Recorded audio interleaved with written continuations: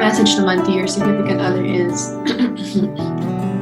number one, biggest tips to you is do not annoy Kuya Donnie in the morning. He needs like a good 30 minutes to 1 hour. He just sleeps a lot. So you have to give him some Look at my eyes, though. They're like, fresh go adventure or something, because if he doesn't have a reason to be up, he won't be up. So give him a reason to be up. Which I think you being his wife, yeah, that's the enough. thing, Hannah. When, like, my significant other, just her presence alone will be the reason to wake up every day. And I remember we woke up very early, and then he just invited me to walk around the city. And like, those are one of the sweetest moments. And then we got coffee. Like, can it be any more perfect? It was just so perfect. I'm excited to meet you, whoever you are. Because Donnie is choosy.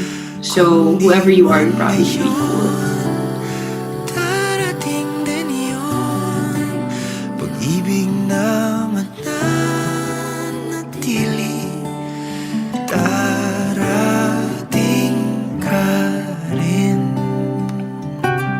As a boyfriend, I think I'm the type of person who will be supportive in every step of the way.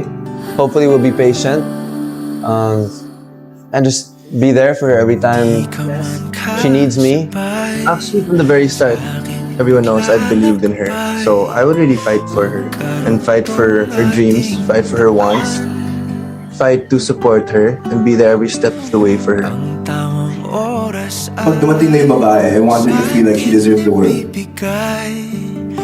Magkakaroon din ng saysay. Hindi ko ipapapalit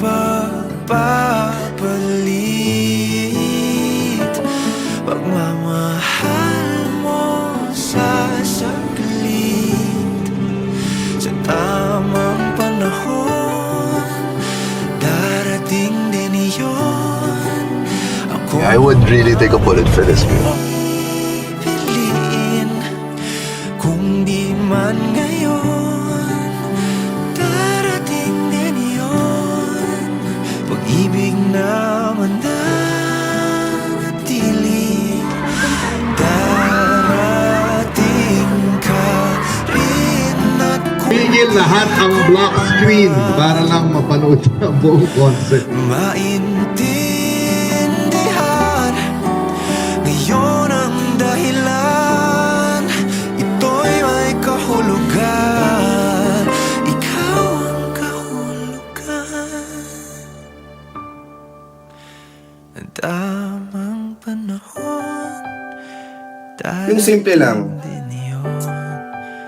Ako naman ang ibigin She loves God. Kailangan yun, di ba? ngayon. Darating din yun. Pag-ibig Thank you, God. Thank you for an amazing day. We lift this all up to you, Jesus. Ikaw ang bahala.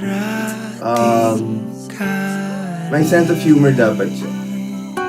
Yes! Dalaga na siya! Pwede ka tayo thumbnail. Ano? Thumbnail. So, Ano yung thumbnail natin? Hindi yung ginawa mo na ngayon. ayoko kita ko na tingnan mo. Oh. Hi, baby. Kumusta ka dyan? Pero ito, hindi ko sinasabi to, pero plus points to, sa lahat ng mga lalaki. Siyempre kailangan, hindi naman kailangan, pero plus points.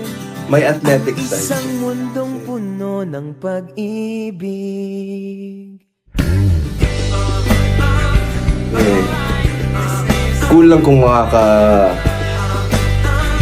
takbo kami together.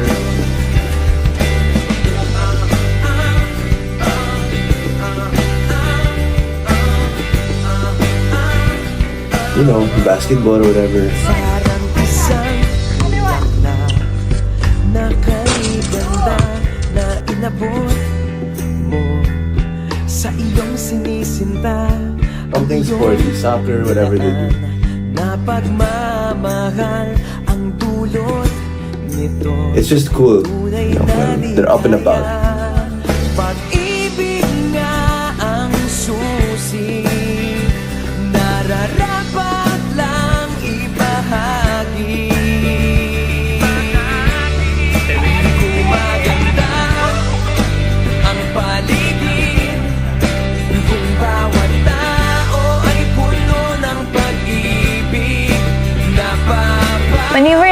Pinas, the first time I went there, like the whole time he made sure I get to do what I wanted to do. Ever since like when we were in New York, he actually made me try the bagels. So usually, let's say if we have time talaga, we sleep as much as we can. Most especially him, I think one of his talents is just sleeping wherever. Asa ka? I think may kulang talaga sa tulog. No, you can see how hardworking he is.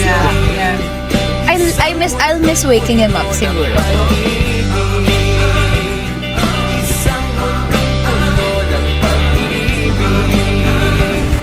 Isang mundong puno ng pag-ibig.